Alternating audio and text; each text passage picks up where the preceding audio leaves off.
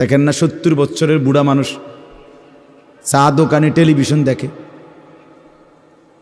তাহলে এত বড় বুড়ো মানুষ, মুরব্বী, উনি এখনো যদি বিড়ি খায়, সিগারেট খায়, এখনো যদি চা দোকানে টেলিভিশন দেখে, তো ওনার এই মন্দ অভ্যাস, বদ অভ্যাস কত বছর পরে ছুটবে? উনি আরো কয়শো বছর বাঁচলে গিয়া বুঝবে এটা গুনাহ। আর ওনার আর মেয়াদ আছে কি? এই জন্য বললাম, আপনি খবর নিলে দেখবেন 30 বছর মসজিদে আসা যাওয়া করে ঠিকই, কিন্তু যথাযথ আন্তরিকতা, দিলের মধ্যে আখেরাতের কোনো মানসিকতাই নাই, নিজেকে বদলানোর অনুভূতিই নাই, ফিকিরে নাই। সোজা কথা, পরকাল বলতে কিছু, এখন যা আছি তাই। এখন সুখে থাকলে সুখী দুনিয়া, এখন দুঃখে থাকলে দুঃখী। জিফুত যদি ঠিকমতো খানা খাদ্য খাওয়ায় খুশি, ঠিকমতো খানা খাদ্য নাই দুঃখী। মানে দুনিয়া পেলে খুশি, দুনিয়া না পেলে দুঃখী। লাভ লোকসান, আয় ব্যয়, হিসাব কিতাব, সুখ আনন্দ, দুঃখ বেদনা, হাসি কান্না, আবেগ অনুভূতি, সবটাই শুধুই দুনিয়াকে কেন্দ্র। এখানে কি পেলাম? এখন কি পেলাম? এখন কি পেলাম? ইনহিয়া ইল্লা হায়াতুনা দুনিয়া নামুতু ওয়া নাহইয়া। আল্লাহ তাআলা বলেন, নাফরমান আর পাপীদের জীবন কেমন হয়? কোরআনে আল্লাহ বলছেন, তাদের অবস্থা হয় এমন যে তারা বলে জীবন কেবলই দুনিয়ারটা, আর কোথাও জীবন নেই, আর কিছু নাই। নামুতু ওয়া নাহইয়া, এখানেই মরবো, এখানেই বাঁচবো। ওমা নাহনু বিমাবউসিন। আল্লাহ বলেন, নাফরমানদের দিলের মধ্যে এই বিশ্বাস যে আমাদেরকে পুনরায় কোথাও উঠানো হবে না। আল্লাহ যে বলছেন হাসরের ময়দানে তোমাদেরকে উঠানো হবে, সুম্মা ইন্নাকুম ইয়াউমাল কিয়ামাতি তুবআসুন। আল্লাহ তাআলা বলেন, তোমাদের প্রত্যেককে কিয়ামতের দিন হাসরের মাঠে তোলা হবে। আল্লাহ বলেন, বেঈমানের দিলে এটা থাকে না। তার কথা হলো প্রাপ্তি অপ্রাপ্তি, লাভ লোকসান, ভালো মন্দ, হাসি আনন্দ, দুনিয়া। ছেলে বিদেশ থেকে টাকা পাঠাইতেছে, খুশি। ছেলে বিদেশ থেকে টাকা টুকা ঠিকমতো দেয় না, বা কামাই রোজগারি কম, জিজ্ঞাসা করবেন কেমন আছেন? কি এর বালা? আমরা আর বালা কি এর? হ্যাঁ, কি সমস্যা কিতা চাচা?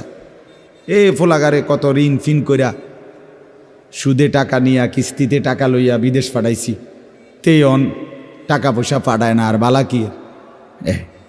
তাহলে উনি দুঃখী কেন? টাকা নাই। আবার টাকা পাঠাইতেছে, মাশাআল্লাহ, পান খাওয়ার স্টাইলই আলাদা, চা খানার ঢংই আলাদা, কথাবার্তার স্টাইলই ভিন্ন। কেমন আছেন? আসি আল্লাহর রহমতে, আপনাকে দোয়ায়, 10 জনের দোয়ায় আল্লাহ ভালোই রাখছে। কেমনে ভালো? এতে আল্লাহর রহমতে টাকা পাঠায়, আমরা, তার মা, আমি, আমরা মিল্লা খাইয়া পইরা ভালো আছি। তাহলে ভালো থাকে দুনিয়া, ভালো থাকলে ভালো নাই দুনিয়া, ভালো না থাকলে তো আখেরাত, কবর, মৃত্যু পরবর্তী জিন্দিগি, সের জন্য কি ব্যাপার? তার জন্য কোনো আলোচনা লাগবে না, এর জন্য কোনো কথা নাই। তাইলে কারো মধ্যে এই আলোচনা নেই। স্বামী স্ত্রী পরস্পরের আলোচনা, এই ঘর সংসার, বাজার, খাট, ফার্নিচার, পালং, সোফা, হ্যাঁ, আসবাবপত্র, গহনা, অলংকার, এই নিয়েই পেরেছে, এই নিয়ে জিন্দিগি এর মধ্যেই আবদ্ধ। তো আখেরাত তাহলে কার জন্য? পরকাল কার জন্য? আমরা মুসলমান, আমরাই যদি পরকাল না চিনি, না বুঝি, আমাদের উচ্চারণে, আমাদের অনুভূতিতে, আমাদের আচরণে, আমাদের কথাবার্তা উঠা বসার মধ্যেই যদি পরকালের কোনো নমুনা দেখা না যায়, তো হিন্দু বৌদ্ধদের মধ্যেই দেখা যাবে। কথা উত্তর দেন। কবর, হাসর, আখেরাতের চিহ্ন ভেসে ওঠার কথা চালচলনে মুসলমানদের মধ্যে না কাফেরদের মধ্যে? মুসলমানদের মধ্যে। কথা তো ছিল এই,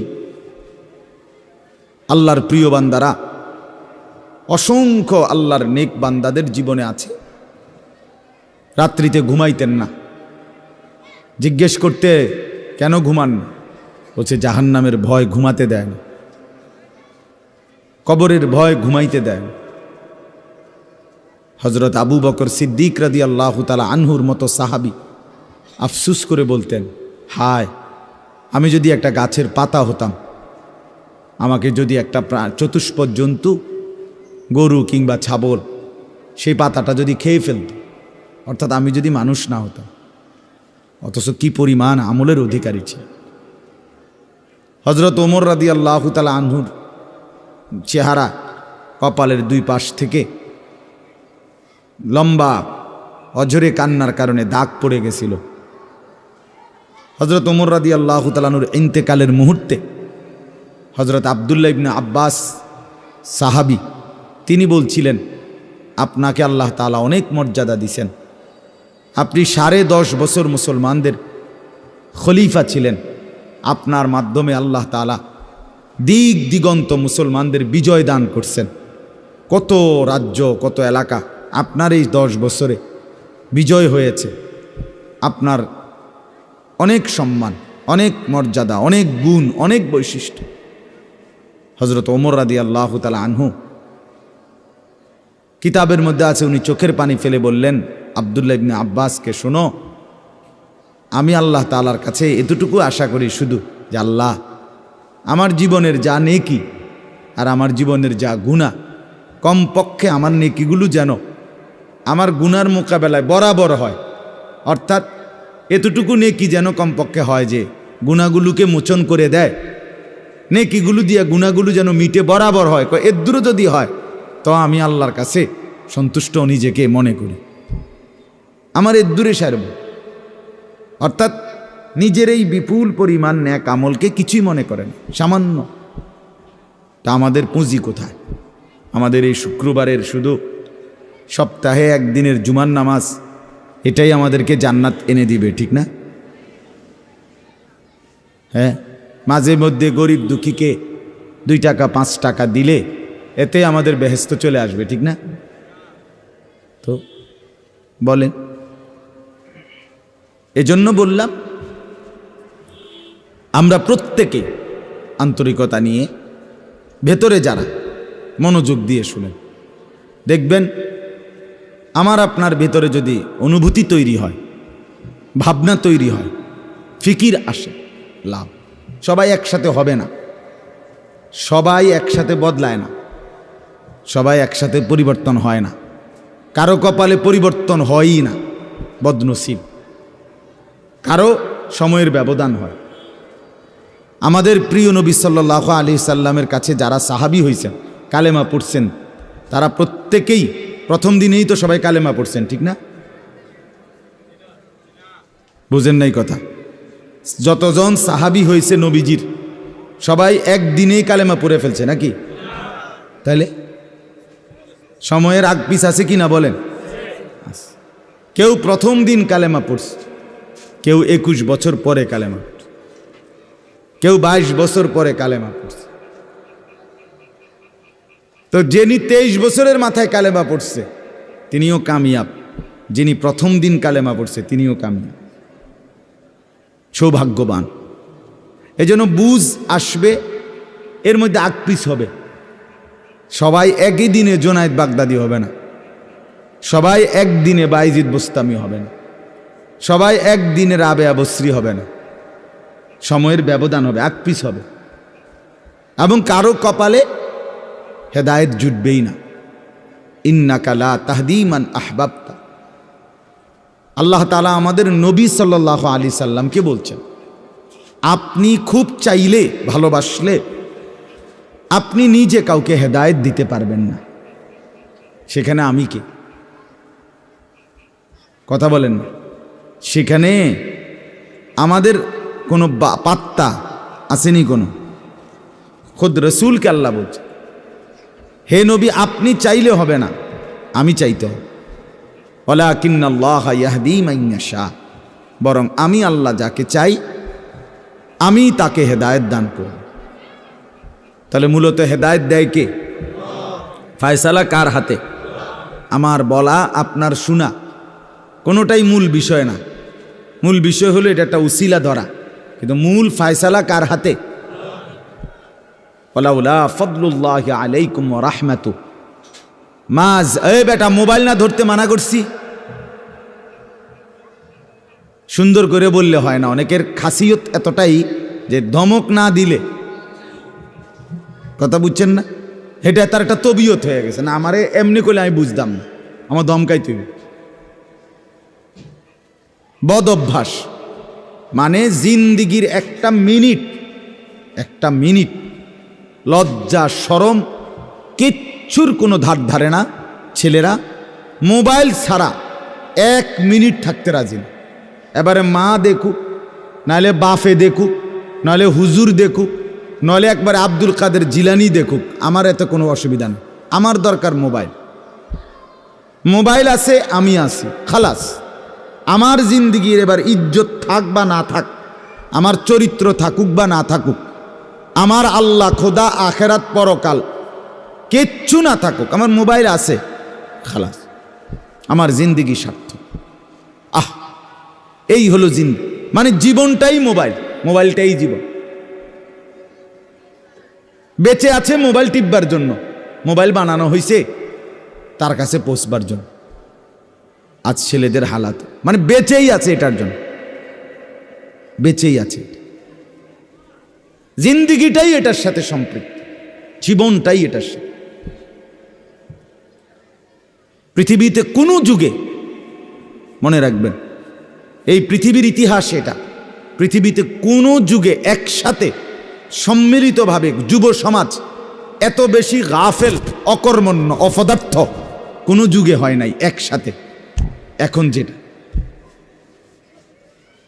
আগে একটা সমাজে একটা এলাকায় বখাটে দুশ্চরিত্র একজন ছিল, দুইজন ছিল, চিহ্নিত, কথা বোঝেন নাই, চিহ্নিত হয় তারে মানুষে চিনত, তে সুর গ্যারামে চুক্তি হয়তো একজন, তে একটু খারাপ, তার লগে মিশ্র না।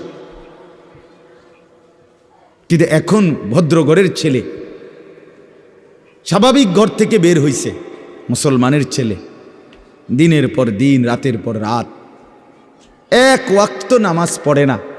এতে মা বাবারও কোনো আফসুস নাই, এলাকাবাসীরও কোনো আফসুস নাই, পাড়া মহল্লার সর্দার মাতব্বর কারো কোনো আফসুস নাই, কারো মুখে এই নিয়ে কোনো আলোচনা নাই যে কি আমগো এলাকার যে ফোলাফাইন্ডি এগুলা যে কোনো নামাজই পড়ে না, আমগোর সামনে দুষ্টামি করে, হাঁটাহাঁটি করে, আমরা কি এটা বলতে পারি না?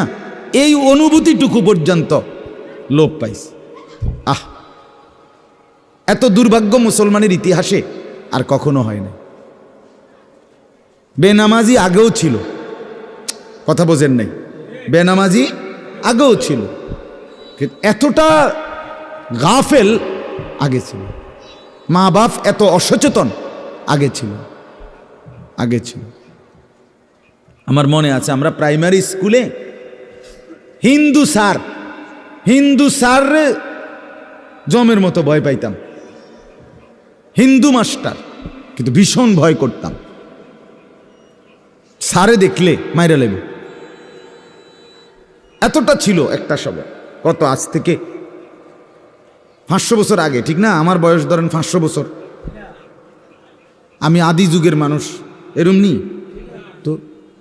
আমার বয়স 42 বছর রানিং, শুরু হয়েছে 41 শেষ হয়েছে, তাহলে 30 বছর আগের কথা। আমার পড়ালেখার প্রাইমারি ছোটবেলার জীবন 30 বছর আগের কথা না, 30 বছর আগে। তাহলে এই জন্য বললাম জিন্দিগিটা মোবাইলটার উপরে তুলে দিস। হাসি কান্না আনন্দ বেদনা, হাসলে কাশলে, পেশাব পায়খানা টয়লেট বাথরুম, হোটেল রেস্তোরাঁ পার্ক, যেখানে যখন যাবে 24 ঘন্টার মেইন কাজ আগে একটা ছবি উঠানো। আগে ছবি উঠাও, এরপরে বাকি কাজ। আমি সেদিন ওই ফেরিঘাট, ফেরির মধ্যে উঠছি, বুঝছেন, ফেরি পার হমু আর কি, আমার গাড়ি উঠছে, আমিও উঠছি। তো দেখলাম যে মোটর সাইকেল দিয়ে এক ছেলে ফেরিতে, মোটর সাইকেলটা নিয়ে উঠছে ফেরিতে, ওইটা মাত্র এক পাশে এটারে ব্রেক করে থুইছে, থুইয়া মানে একটা মিনিট দেরি হয়েছে না, আগে এটার পাশে দাঁড়াইয়া একটা ছবি উঠাইছে, আগে উঠাইয়া চুল টুল ঠিক করে ছবিটা 2-3টা পোস্টে উঠাইয়া এরপরে হেতে চারিদিকে চাইছে যে আগে মানুষ আসেনি আরও না, আমি শুধু ফেরি। মানে তার প্রথম দায়িত্ব কি উঠানো, ছবি উঠা। তাহলে কি পরিমাণ ছাগল মানুষের বাচ্চা পরিণত হইছে বুঝতেছেন? তুমি মোটর সাইকেলের লগে খাড়াইয়া ফেরির মধ্যে ছবি উঠাইয়া ফেসবুকে দিলা, তোমার এটা কোন ছাগলে দেখবো? এটার মধ্যে দেখার কি আছে? মোটর সাইকেল কি বাপ দাদা 14 গোষ্ঠী কেউ চালাইছে না? কথা বলেন না কেন? তো তুমি এটা কিতা দিয়ে আইলা, কি দেখুন কি আছে এটা? মোটর সাইকেলে কি আশ্চর্য, আর তুমি কি আশ্চর্য? কথা বলে এমন যদি হইতো যে আমি চাঁদের দেশে গিয়ে মাত্র মোটর সাইকেলটা থুইছি, থুইয়া এখন চাঁদের দেশের থেকে একটা কি দিছি, মাশাআল্লাহ ভালো কথা, তো বেড়া চাঁদের দেশে মোটর সাইকেল চালায়, এটা একটা বিশেষ কিছু হইতে পারে। কিন্তু এনতে রোডেতে চালাইয়া গিয়া ফেরি তুটছে, এটার মধ্যে আশ্চর্যের কি আছে? মানে রুচির দুর্ভিক্ষ, রুচিহীনতা, মন মানসিকতা একদম নিচে নেমে গেছে, একদম অনুভূতি, বিবেক লোপ পেয়ে গেছে, লোপ পেয়ে মা বোনদের বেহায়াপনা চূড়ান্ত সীমায় নেমে গেছে। মহিলারা, পুরুষ সামনে দোনো পাশে ডানে বামে হাঁটতে উঠতে লড়তে দৌড়তে কোনো লজ্জাবোধ করে না। কি বেড়ার গাত লাগে না, বেডিতের গাত লাগে না, অটোর গাত লাগে না, সিএনজির গাত, এত সময় নাই বুড়ি, বুড়ি ব্যস্ত। বাজার, মার্কেটিং, দোকান, কেনাকাটা, আফসুসের ব্যাপার। মানে এটাই বললাম আর কি, একসাথে সবাই, অধিকাংশ, বেশিরভাগ অধপতন একসাথে মুসলমানের সমাজে 1450 বছরে আর কখনো এতটা ছিল না, অল্প অল্প ছিল, অল্প অল্প, একজন দুইজন বেপর্দা নারী, বেহায়া মহিলা, লজ্জা শরম কম, এরম বেডি ছিল একজন দুইজন, 2 গ্রামে 4 গ্রামে। কিন্তু মা বোনদের এখন বাজার আর মার্কেটিং দেখলে মনে হয় না আপনি জিগাইয়ের খবর লইতে বোঝে আপনি বাইক থাকেন কোন টাইমে, সপ্তাহে কোন দিন আপনি বাড়িতে থাকেন কখন, আপনি টের, আপনি শনিবারও দেখবেন এবড়ি বাজারে, রবিবার, সোমবার, মঙ্গলবার, বুধবার, বৃহস্পতিবার, শুক্রবার, শীত, গরম, রোদ, বৃষ্টি, বান, তুফান, ঘূর্ণিঝড়, টর্নেডো, সাইক্লোন, সিডর, মহামারী, করোনা, আরও যদি কিছু থাকে, উনি মার্কেটে যাবে, বাজারে যাবেই। আফসুসের ব্যাপার, আফসুসের ব্যাপার, আফসুসের ব্যাপার। আমরা অতিরিক্ত আত্মবিস্মৃত জাতি হিসেবে পরিগণিত হচ্ছি। তো বলতেছি ইনশাআল্লাহ, আমি এই কথাগুলো বললাম, অর্থগুলো আমরা বেফিকির হয়ে গেছি। মুসলমানের সবচেয়ে বড় সম্পদ, এক মুমিনের সবচেয়ে বড় সম্পদ, আল্লাহ নবী সাল্লাল্লাহু আলাইহি সাল্লাম 23 বছরে সাহাবায়ে কেরামের জীবন এবং দিল অন্তরে আখিরাতকে বসায় দিয়েছেন। তারা যেন 24 ঘন্টা রাতে কিংবা দিনে, হাঁটতে কিংবা বসতে, ঘরে কিংবা বাহিরে, আখিরাতকে সামনে নিয়েই জীবনটা সাজাইছেন, জীবনটা সাজাইছেন। কোরআনুল কারীমের শুরুতে আছে সূরা বাকারার মধ্যে আল্লাহ তাআলা বলেন, অবিল আখিরাতি হুম ইউকিনুন, মুত্তাকি বান্দা কারা, কোরআন থেকে হেদায়েত পাবে কারা, কোরআন বুঝবে কারা, আল্লাহর পক্ষ থেকে হেদায়েত পাবে কারা। আল্লাহ বলেন এই গুণ যাদের, তাদের মধ্যে একটা হলো যারা আখিরাতের ব্যাপারে ইয়াকিন ইয়াকিন রাখে, ইয়াকিন, শুধু বিশ্বাস না, বিশ্বাসটা একদম দিলের মধ্যে ইয়াকিন। আগুন জ্বালায়া ফেলে, এটা শুধু আমাদের ধারণা না, এটা আমাদের ইয়াকিন। ঠিক কিনা বলেন না? পানি ডুবাইয়া ফেলে, এটা আমরা শুধু ধারণা করছি না, বিষয়টা আমাদের এটার মধ্যে দিলের মধ্যে কি আছে? ইয়াকিন আছে। বরফের মধ্যে ঠান্ডা লাগে, এটা আমাদের ধারণা না, এটা আমাদের কি? ইয়াকিন। তার চাইতে বেশি ইয়াকিন আল্লাহ বলে যার অন্তরের মধ্যে আখিরাতের ব্যাপারে, সে মুত্তাকি, সে আমি আল্লাহর পক্ষ থেকে হেদায়েত প্রাপ্ত, সেই সফল, সেই জান্নাতি। ইয়াকিন পর্যায়ে থাকতে, মানে এক সেকেন্ড আমি যদি দুঃখে পড়তে পড়তে পড়তে জীবনের কোনো চাওয়া পাওয়া পূরণ নাও হয়, কিচ্ছু জীবনের আশা, কত সময় কত কিছু চাইছি, কিছুই পূর্ণ হইল না, খোদার কসম তবুও বিশ্বাস করতে হবে আল্লাহই সত্য, আখিরাতই সত্য। আবার পেতে পেতে আমি যদি গোটা দুনিয়াও পেয়ে যাই, তবুও আমাকে বিশ্বাস করতে হবে এটা স্থায়ী না, এটা কিছুক্ষণের, আমার আল্লাহই সত্য, আখিরাতই সত্য। যার কারণে সাহাবায়ে কেরামের মধ্যে যারা প্রচণ্ড গরিব ছিলেন, ওনারাও শতভাগ বন্দিগি করছেন। সাহাবায়ে কেরামের মধ্যে যারা ভীষণ ধনী ছিলেন, তারাও শতভাগ বন্দিগি করছে। হযরতে ওসমান রাদিয়াল্লাহু তাআলা আনহু ধনী ছিলেন। হযরতে আব্দুর রহমান ইবনে আউফ রাদিয়াল্লাহু তাআলা আনহু অনেক বড় ধনী ছিলেন। 100 উট ওই জামানায়, নবীজির জামানায়, নবীজির ইন্তেকালের পরে এক সালানে 100 উট বোঝাই মাল হযরত আব্দুর রহমান ইবনে আউফের মদিনার বাজারে সালান ঢুকত, পাইকারি মাল আসত 100 উটে করে। সেই যুগে, আজ থেকে 1300 বছর 1400 বছর আগে, আপনি বলেন তো কি পরিমাণ ধনী ছিলেন তিনি।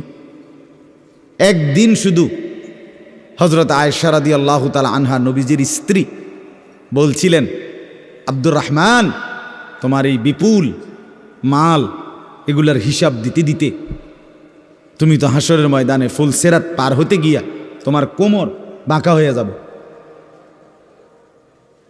আমরা কিতাবে পড়ছি সাহাবী আব্দুর রহমান ইবনে আউফ, ওনার উট 100 উটের মাল মদিনার বাজারে পাইকারি চালান নামাইতেছিল। তখন উনি এই সময় শুনছে, এই কথাইটা ওনার কানে আসছে। সাথে সাথে সবাইকে ডেকে বলছে, ব্যবসায়ীদেরকে, বাজারের লোকদেরকে, তোমরা সবাই সাক্ষী থাকো, আমি আব্দুর রহমান আল্লাহকে কসম করে সাক্ষী রেখে বললাম, এই 100 উট বোঝাই মাল সহ আমি আল্লাহর রাস্তায় সদকা করে দিলাম। বিনিময়ে তবুও আমি কিয়ামতের দিন আখিরাতে ফুলসেরাত বাঁকা হইয়ে পার হইতে চাই না, সোজা হইয়া পার হইতে চাই। আখিরাত হারাইতে চাই না, পরকাল হারাইতে চাই না। দুনিয়া হারাইয়ে ফেললাম, দুনিয়া হারিয়ে ফেললাম। দুনিয়ায় কোনো লস নাই, কারণ দুনিয়া পুরাটাই লস।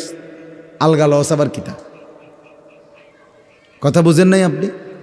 দুনিয়া পুরাটাই কি লস, আলগা লস কিতা? বিশ্বাস করে 500 টাকা জাগাত লস খাইলাম না রে মিয়া, দুনিয়া পুরাটাই লস। সোফা, এটা পুরাটাই লস, কারণ এটা কোনো আখিরাতে যাবে না। কথা বলেন না কেন? এই দামি বিল্ডিং, এটা পুরাটাই লস, এটা যাবে না, এটা যাবে না। কিন্তু সেজদা পুরাটাই লাভ। এটা একটা সেজদা দুনিয়াতেও কল্যাণ আনবে, আখিরাতেও জান্নাত আনবে। এটা লাভই লাভ, এটা লাভই লাভ। এজন্য সবাইকে বললাম, শুনেন সবাই, কিন্তু সবাই বদলায় না কা, এটা আপনার ভাবার দরকার। আপনি বদলাবেন কিনা সেটা ভাবার দরকার। সবাই লইয়া চিন্তা করলে একসাথে, যে যেদিন আমরার গ্রামের সবাই ভালো হবে, নামাজি হবে, সেদিন থেকে আমিও পড়মু, তাইলে হইতো না। আপনি জীবনও পারতেন, তাইলে পারতেন না। আপনি আগায় যাইতে হবে আলাদা, অন্যকে ডাকতে হবে আল্লাহর দিকে, কিন্তু নিজেকে বাদ দেওয়া যাবে না। নিজের জীবন গঠন করতেই হবে, নিজের জীবন। আমি আপনাদের সবাইকে বললাম এশার নামাজ পড়েন, এখন সবাই পড়লো না দেখে বুঝি আমি পড়তাম না। কথা বলেন না কেন? সবাই পড়ছে না দেখা আমিও পড়তাম না, এটা কথা? এটা কোনো যুক্তির কথা হলে উনি কথা বলেন। এই জন্য বললাম এটা গুরুত্বপূর্ণ। আমরা এটা বুঝি কম। আমরা শয়তানে বুঝাই দিছে, ইবলিসে, যে বলবি কি করমু, গ্রামের সবাই এটা কয়, 10-এর এটা মানুষের, এইটা এই মানুষের উপরে বলে, সবাই বলছে, সবাই বললে কি হয়েছে তাই বলে আপনি, সবাই বলছে পানির ঝাঁপ দিতে, এজন্য আপনি পানিতে ঝাঁপ দিবেন। সবাই বলছে আগুনে পড়তে, এজন্য আপনি আগুনে পুড়ে যাবেন। কোনো বাস যদি অ্যাক্সিডেন্ট হয়, 50 জন যাত্রীর মধ্যে যদি 49 জনও মারা যায়, আর একজন লোক যদি বুঝে সে বাঁচতে পারবে, বের হইতে পারবে, এই কারণে সে যে না 49 জন মরে গেছে, যেহেতু আমার আর বাচ্চা লাভ কি, আমিও মরে যাই, এটা নিয়ে কই বসে, সে কি একা হলেও বাঁচতে চাইবে না? তাহলে আপনি জাহান্নাম থেকে বাঁচতে চাইবেন না কেন? সেটা কি আগুন না? সেটা কি এর চাইতে বড় বিপদ না? তো এজন্য কোরআনুল কারীমে আল্লাহ তাআলা বলছেন, প্রথমে সবার কথা বলার আগে বাই সিরিয়াল নবীজিকে, ইমানদারদেরকে সবার কথা বলছে, কিন্তু সবার আগে বলছে কু আনফুসাকুম। আগে এটা বলে নিছে, আগে নিজেকে বাঁচাও, এরপর ও আহলিকুম, পরিবারকে বাঁচাও, এরপর লিতুনদিরা আহলাল কুরা, লিতুনদিরা উম্মাল কুরা ওমান হাওলাহা, নিজ এলাকা এবং তার আশপাশের মানুষকে বাঁচাও, এরপরে বাঁচাও। তাহলে এটা পরে ধীরে ধীরে, আগে নিজেকে বাঁচাও, এরপর পরিবারকে বাঁচাও, ওয়া আনদির আশিরাতাকাল আকরাবিন, এরপর আত্মীয় স্বজনদেরকে বাঁচাও, এরপর মহল্লাবাসীকে বাঁচাও, এরপর গোটা পৃথিবীবাসীকে বাঁচাও। ধীরে ধীরে আগাও, ঠিক আছে, সেগুলোর মধ্যে কম বেশ হইতে পারে, কিন্তু নিজের ব্যাপারে এক বিন্দু ছাড় দিও না, নিজের ব্যাপারে কোনো কমতি করো না। এটা আল্লাহর চাহিদা।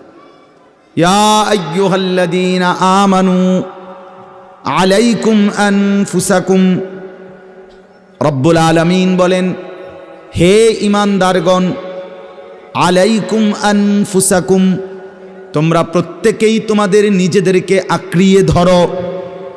আলাইকুম আনফুসাকুম, নিজেকে মজবুত করে ধরো। লা ইয়াদুররুকুম মান দাল্লা ইযা ইহতাদাইতুম, আল্লাহ তাআলা বলেন যে যদি তুমি তোমাকে নিজেকে মজবুত করো, সাজিয়ে তোলো, গড়ে তোলো, আল্লাহ তাআলা বলেন এবার যদি গোটা পৃথিবী গুমরা হয়, খোদার কসম আল্লাহ বলেন তোমাকে আর কেউ পথভ্রষ্ট করতে পারবে না, পথভ্রষ্ট করতে পারবে না। হযরত বাইজিদ বুস্তামি রাহমাতুল্লাহর জীবনীতে আমরা পড়ছি, উনি বলছেন আল্লাহ তাআলার মহব্বত আর মারেফাতের সাধনা করতে করতে আমার দিলের অবস্থা আলহামদুলিল্লাহ এক সময় এমন হয়েছে যে রাস্তার নারী আর রাস্তার দেওয়াল দুইটার মধ্যে আমার কাছে আলাদা কোনো পার্থক্য মনে হইতো না। আমাদের পাকিস্তানের বিশ্ববিখ্যাত দাঈ, দাওয়াত তাবলীগের মুরব্বী হযরত মাওলানা তারেক জামিল সাহেব দামাত বারাকাতুহুম বলেন, দীর্ঘ 25 বছর টানা পৃথিবীর কত দেশের আমি ঘুরছি, উনি সারা বিশ্ব ঘুরে বয়ান করেন, যে এই 25 বছরের ভিতরে আমি আল্লাহকে সাক্ষী রেখে বলতে পারি, একবারের জন্য আমার চোখ কোনো ভিন নারীর দিকে ইচ্ছা করে আমি তুলিনি। হ্যাঁ, আমার শায়েখ আরিফ বিল্লাহ আল্লামা মুফতি মুশতাকুন নবী কাসেমি হজরতের কাছে আমি শুনছি, হজরত বলছেন যে আল্লাহ তাআলার দয়া যে রাস্তায় বের হলে মহিলা রাস্তায় হাঁটে, আমার কখনো এটা মনেই হয় না। আপনি বলবেন হ এটি বুঝি কথা, হয় এটি কথা, এটাই কথা, এটাই কথা। আপনি বলবেন এটা বুঝি সম্ভব না, আপনি নিজের ব্যাপারে নাফরমানি করে নিজেরে নষ্ট করে ফেলছেন বইলা এখন সম্ভবটা আপনার কাছে বুঝে আসতেছে, তাহলে এটাই সম্ভব, এটাই সম্ভব। হযরত ইব্রাহিম আলাইহিস সালাম বলছিলেন, সারা দুনিয়াও যদি নিজের এলাকাবাসীকে, কওমকে, নমরুদকে, সবাইকে বলছে হে আমার জাতি, তোমরা যদি প্রত্যেকেই একটা একটা মূর্তি সাথে করে বগলের তলে আইনা আমার সামনে স্তূপ দাও, তাহলে এই লক্ষ মূর্তিও যদি আমার সামনে আইনা থৌ, আর এটার উর্ফে যদি আমারে দাঁড় করাও স্তূপের উপরে, হযরত ইব্রাহিম বলছিলেন খোদার কসম আমি সেই মূর্তির স্তূপের উপরে দাঁড়িয়েও বলবো লা ইলাহা ইল্লাল্লাহ, লা ইলাহা, আল্লাহ ছাড়ার কোনো ইলাহ নাই, আমি আমার আল্লাহকেই ডাকব। আমরা কিতাবে পড়ছি রাসূলুল্লাহ সাল্লাল্লাহু আলাইহি সাল্লামের একজন নওজোয়ান যুবক সাহাবীকে খ্রিস্টান যুদ্ধে খ্রিস্টান সৈন্যরা বন্দী করছিলেন। খ্রিস্টান সেনাপতি এতটা সুন্দর ছিলেন, উনি নিজের মেয়েকে বিয়ে দেওয়ার জন্য খ্রিস্টান সেনাপতি ওই যুবক সাহাবীকে প্রস্তাব দিছিলেন, তুমি আমার ইসলাম ছেড়ে খ্রিস্টান ধর্ম গ্রহণ করো, আমার সুন্দরী রূপসী কন্যা তোমাকে বিয়ে দেব। তিনি বলছেন আল্লাহর কসম আমি তো গোটা পৃথিবী ত্যাগ করতে পারি, কিন্তু ঈমান ছাড়তে পারি না। তখন বন্দি করে রাখছে নিজের রূপসী মেয়েকে 3 দিন আবদ্ধ ঘরে।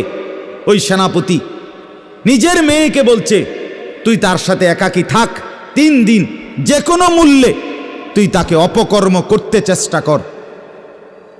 3 দিন পরে সেই মেয়ে ওই আবদ্ধ ঘর থেকে বের হয়ে বলছিল, বাবা ইন্নাহু হাজারুন আম সাজারুন, আল্লাহর কসম বাবা আমার মনে হয় যে এই লোকটা এটা হয় পাথর নয়তো কোনো গাছ।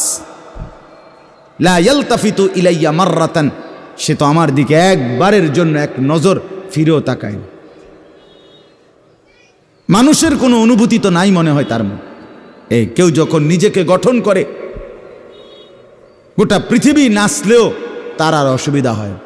আলহামদুলিল্লাহ আমরা যারা মাদ্রাসায় পড়ছি আমরা এটা দিল থেকে বলতে পারি, আমরা যারা মাদ্রাসায় পড়ছি ছোট্টবেলার থেকে, আজকের এই পৃথিবী পোশাকে কাপড়ে লেবাসে ডিজাইনের রঙে ঢঙ্গে আরও যদি মনে করে ফ্যাশনেবল, আরও বলে আধুনিক হয়ে গেছে, আল্লাহর কসম আমরা এই সমস্ত আধুনিকতার সামনে দাঁড়িয়ে আমাদের এই পাঞ্জাবি টুপি দাড়িওয়ালা পোশাককেই সর্বশ্রেষ্ঠ সুন্দর মনে করি। আমরা মনে করি দাড়িবিহীন চেহারা সুন্দর নয়, আমরা মনে করি এই বখাটে চুল, সেলুনের চতুর্দিকের যে কাটিং, এগুলো কোনো চুলও না, চুলের জাতও না, এটি কোনো মানুষের বাচ্চার চুল না, কোনো মানুষের সাওয়ার চুল না, এগুলো কোনো সুস্থ স্বাভাবিক মাতাল হয় নাই, পাগল হয় নাই, স্বাভাবিক কোনো মানুষের চুল এত বিকৃত কালারের হইতে পারে না, ডিজাইনের হইতে পারে না। আর সে তো মুসলমান, মুসলমানের চুল এমন হবে কেন? ইহুদিরটা হইতে পারে, সেটা তাদের ব্যাপার, খ্রিস্টান হতে পারে তার ব্যাপার, হিন্দুর হইতে পারে সেটা তার ব্যাপার, কিন্তু আমার মুসলমান, আমার যুবকের চুল এমন হবে কেন? মূল কথা হইল আত্মমর্যাদাহীন, বেগায়রত, আত্মসম্মান বোধ নাই, নিজের পরিচিতি নিজের কাছে নাই, নিজেই নিজেকে চেনে না। সে কার সন্তান, মা কে, বাবা কে, ধর্ম কি, তার আল্লাহ কে, তারে বানিয়েছেন কে, তাকে কাকে মানা উচিত, কাকে অনুসরণ করা উচিত। আজকে টেলিভিশনের অব্যাহত প্রচারণা, দুশ্মনের অব্যাহত টানা লাগাতার প্রচারণা আমাদের নারী পুরুষকে বেসামাল বানায়। সবাই মিলে পাগল যে কাফেরের মতো সাজো, দুশ্মনের মতো সাজো, ইহুদির রঙই রং, খ্রিস্টানের সাজে সাজ, কাফের বেঈমান নাস্তিক মুরতাদ তাদের রং ঢং, তাদের চুল, তাদের লেবাস, তাদের জামা, তাদের শাড়ি, তাদের গহনা, তাদের প্যান্ট, তাদের লেবাস, তাদের পোশাক, এটাই সৌন্দর্য, এটাই আকর্ষণীয়। এটা হলো মূলত রুচিহীনতা, বিকৃত মানসিকতা, আত্মসম্মান বোধ, আত্মপরিচয়হীন ব্যক্তির পরিচয়। যে নিজেকে চিনে না, যে জানে না আমি চিনি আলহামদুলিল্লাহ, আমার আল্লাহ আছে, আমার একজন রসুল আছে, আমার একটা কিতাব আছে, আমার একটা ধর্ম আছে, আমি কেন অন্যের পোশাক পরব, আমি কেন অন্যের রঙে সাজবো? আমি কি ফকির? কথা বলেন না কেন? আমি ফকির নাকি বেটা? আমি তোরটার মতো মানবো কেন? আমার আল্লাহ আছে না, আমার রসুল আছে না, আমার লক্ষ চাইতে বেশি সাহাবি আছে না, আমার আউলিয়ায়ে কেরাম আছে না, ওলামায়ে কেরাম আছে না। তাইলে এজন্য দয়া করে প্রত্যেকেই ফিকির করেন। আত্ম উপলব্ধি বড় নিয়ামত, বড় নিয়ামত। নিজেকে চিনা, নিজের বুঝা, দুনিয়ার ব্যাপারে বুঝেন, আরও দেখেন, আরও ভাবেন, একজন একজন করে ভাবেন।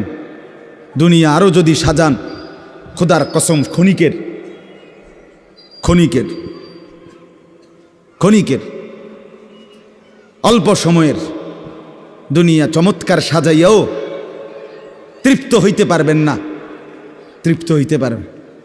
এবছর চমৎকার রং দিছেন বিল্ডিংয়ে, 2 বছরের মাথাত বিভিন্ন খান দিয়া চামড়া উঠিয়া এটা আবার যেই সেই, ঠিক কিনা বলেন? তা আবার রং দাও। এই সোফা চমৎকার বানাইছিল, ওই যে বার্নিশ নাই, দেখেন এই যে সোফা, এটা এই যে দেখেন, কথা বলেন না, এই সোফা এটার মধ্যে আসেনি অন বার্নিশ, তো এটা আবার কি করতে হইব? তো লাভ হইল কই? দুনিয়া তো ধোকা, দুনিয়া ধোকা।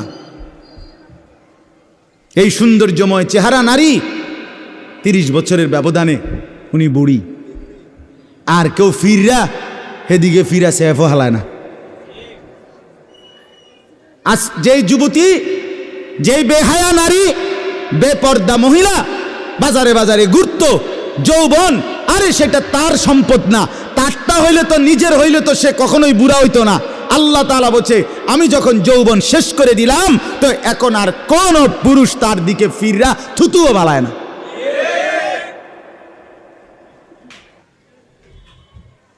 থুতুও ফেলে না। হায়াতের প্রত্যেক মুহূর্ত আল্লাহর দান। দুনিয়া অল্প ক্ষণিকের, দুনিয়ার প্রত্যেকটা অবস্থা পরিবর্তনশীল। এই যে বৃষ্টি হচ্ছিল, এখন নাই, আবার একটু পরে হইতে পারে। এই যে অন্ধকারে ঢাকা, এটা স্থায়ী না, একটু পরে আবার সকাল হবে। এই যে চমৎকার আলো, এটা স্থায়ী না, একটু পরে আবার সন্ধ্যা হবে। এই তো হাসতেছে লোকটা, কিছুক্ষণ পরে আবার কাঁদবে। এই সুস্থ মানুষ, কিছুক্ষণ পরে আবার ব্যারাম, রোগ, এরই নাম দুনিয়া।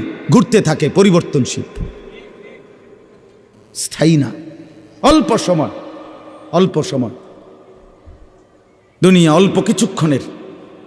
আখিরাত স্থায়ী, মৃত্যু পরবর্তী জিন্দিগি স্থায়ী, সেটা হবে। এটা যেহেতু হইছে, ওইটাও হবে। এটা যিনি নিয়ন্ত্রণ করে, সেটাও তিনি নিয়ন্ত্রণ করেন। আমাদের কারো ইচ্ছায় সন্ধ্যা হয় না, আমাদের কারো ইচ্ছায় ভোর হয় না। তাহলে বোঝা গেল আলাদা কেউ নিয়ন্ত্রণ করে, তিনিই বলছে আখিরাত হবে। কাজে এটা যেহেতু হইছে, সেটাও হবে। কথা বলেন না কেন? হ্যাঁ,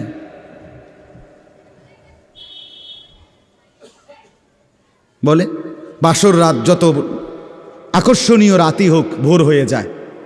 জেলখানার রাত, ফাঁসির রাত যত মুসিবতেরই হোক, ভোর হয়ে যায়। দুনিয়া এক অবস্থায় থাকে না, এক হালাতে থাকে না বাপ। এজন্য ছেলেদেরকেও বলি, বাপ, জিন্দিগি সুন্দর করো। তোমার এই হাসি থাকবে না, তোমার এই সুস্থ সুন্দর সুঠাম দেহ থাকবে না। আমি কালকেও আমার শায়েখ আরিফ বিল্লাহ হাকিমুন নাফস আল্লামা মুফতি মুশতাকুন নবী কাসিম হুজুর গতকালকে পাবনা গেছেন। তো আমি এর আগে আমি গেছি, হুজুরকে বলছিলাম, আমি আপনার মাহফিলেও বলছি, আমি পাবনা মানসিক হাসপাতাল এই গত মাসে দেখছিলাম বয়ানের পরে। ওই যে বাংলাদেশের সবচেয়ে বড় মেন্টাল হসপিটাল যেটা পাবনা না, এটা ওটা আমি দেখছি ভিতরে ঢুকা। আসর থেকে মাগরিব লম্বা টাইম ওয়ার্ডে ঘুরে ঘুরে আমারে দেখাইছে। তা আমি যদি 500 পাগল দেখে থাকি, তার মধ্যে 490 জন হইল জোয়ান। 490 না, 495 জন হইল যুবক। বুড়া দেখছি না 2 জন বা 3 জন। বুঝছেন? সব যুবক। হ্যাঁ, এজন্য বাপ, যে মাদকাসক্ত পুনর্বাসন কেন্দ্র, যেগুলোর মধ্যে ড্রাগে যারা মাদকে আসক্ত হয়, যাদেরকে চিকিৎসা দেয়, এগুলোর মধ্যে ঘুরে দেখে আসো। সব কি 90 বছরের বুড়া? কথা বলেন না কেন? সব যুবক, সব যুবক। যেখানে সবচেয়ে অত্যাধুনিক বাড়ি, দালান, বিল্ডিং বেশি, সবচেয়ে সম্পদশালী বেশি, আপনি সেরকম প্রত্যেকটা শহরে প্রতিটা জায়গায় দেখবেন ওই জায়গায় সবচেয়ে দামি ভিআইপি এলাকা যেখানে, ওইখানে মাদকাসক্ত পুনর্বাসন কেন্দ্র বেশি। আমি নিজে দেখে আইছি, আমাদের কুমিল্লাতেও সবচেয়ে গুরুত্বপূর্ণ, সবচেয়ে বেশি এলিটরা যে জায়গায় থাকে, আমি নিজে ওইখানে বয়ানে যতবারই গেছি, যে দিক দিয়ে তাকাই দেখি মাদকাসক্ত পুনর্বাসন কেন্দ্র বেশি। ধনির দুলাল, সোনার চামচ মুখে দিয়ে যে জন্ম নিছে, রাজপ্রাসাদ আর অট্টালিকায় যে চোখ মেলছে, আহা, সম্পদ আর প্রাচুর্য কিছুরই অভাব ছিল না, কিন্তু আখলাক আর চরিত্র নষ্ট করে মদে আসক্ত হয়ে, নেশায় আসক্ত হয়ে জিন্দিগি শেষ করে দিছে, শেষ করে দিছে। রাসূলুল্লাহ সাল্লাল্লাহু আলাইহি সাল্লাম বলছেন, মান শারিবাল খামর, যে মদ খায়, নেশা করে, তার 1 নাম্বার লানত হইল তারাকাস সালাহ, সে নামাজ ছেড়ে দেয়। 2 নাম্বার লানত জঘন্য, নবীজি বলছে, আহা, বলতেও লজ্জা, নবীজি বলছে মাদকাসক্ত যে তার পরিণতি হলো, সে খুব দ্রুত গতিতে, অচিরেই, অল্প সময়ের ভেতরেই সে সবচেয়ে ঘনিষ্ঠ আপনজন, তাদের সাথে আপনজন নারী, তাদের সাথে জিনা আর ব্যভিচার করতে উদ্যত হয়। সে আপনজনের গায়ে ছবল দেয়। হ্যাঁ,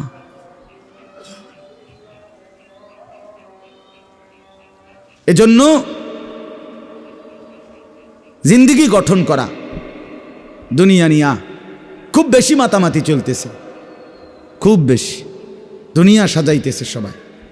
সুন্দর গাড়ি, সুন্দর বাড়ি, সুন্দর পার্ক, সুন্দর হোটেল, সুন্দর রেস্তোরাঁ, সবার চেষ্টা দুনিয়া লোভনীয় করা। একটা বোরখা গায়ে দিবে নারী, এইটার উপরে সে ডিজাইন করতে করতে এটারে আর বোরকার মেন যেই অস্তিত্ব এটার নাই। এটার মধ্যে এই পরিমাণ রং রং লাগাইছে, এবারে এটার মধ্যে বোরকা কোনটা এটার খুঁজে পাওয়া যায় না। অসভ্যতা, মানে একটাই মাকসাদ, নিজের দেহ দেখাও, আবার কাপড়ের রং রঙও দেখাও। তাহলে হায় বোন, তোমার পর্দা কোনটারে বলে? তাইলে পর্দা কোনটাই বল।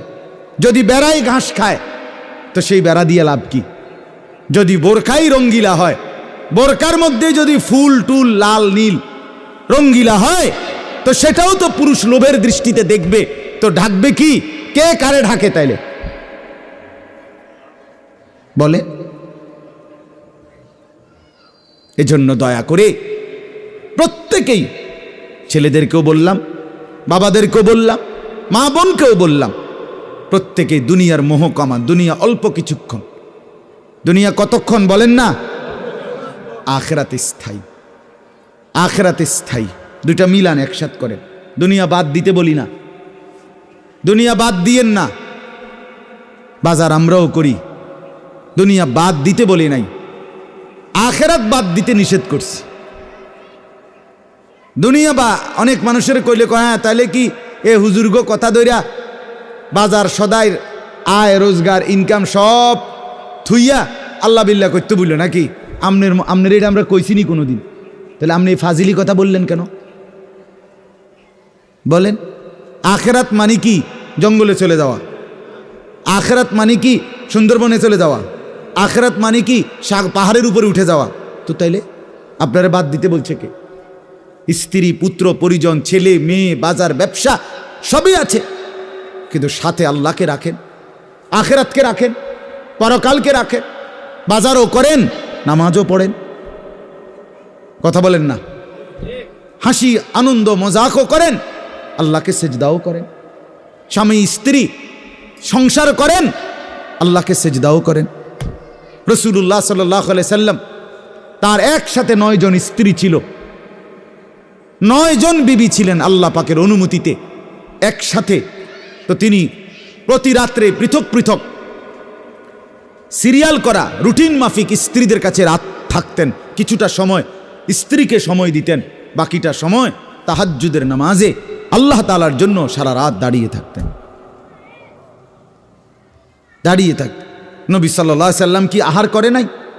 নবী সাল্লাল্লাহু আলাইহি ওয়াসাল্লাম কি সংসার করে নাই? নবী সাল্লাল্লাহু আলাইহি সাল্লামের কি সন্তান ছিল না? কথা বলেন না কেন? নবী সাল্লাল্লাহু আলাইহি ওয়াসাল্লামের খায়বারের মধ্যে নবীজির নিজের খেজুরের বাগান ছিল। রাসূলুল্লাহ সাল্লাল্লাহু আলাইহি ওয়াসাল্লামের শস্য আপনার খেজুরের বাগান ছিল। তাইলে আল্লাহ নবী সাল্লাল্লাহু আলাইহি সাল্লাম দুনিয়া বাদ দেন নাই।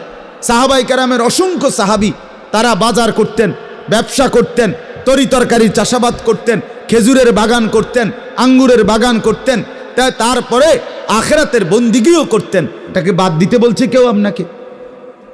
আমরা বললেই উল্টা কথা কয়, উল্টা মাইতো না চাই হুজুররা এত কথা ধরলে আর চলন যাইতো না। আর না আমনে একটা চলিন হইয়া গেছেন, আর আমরা হইতে রয়েছি সবাই। আমনে গেল ভাত খান, আমরা 3 বেলা চিরা খাই ভিজাইয়া। এজন্য দয়া করে আখিরাত বাদ দিয়েন না, আখিরাতকে মিলান।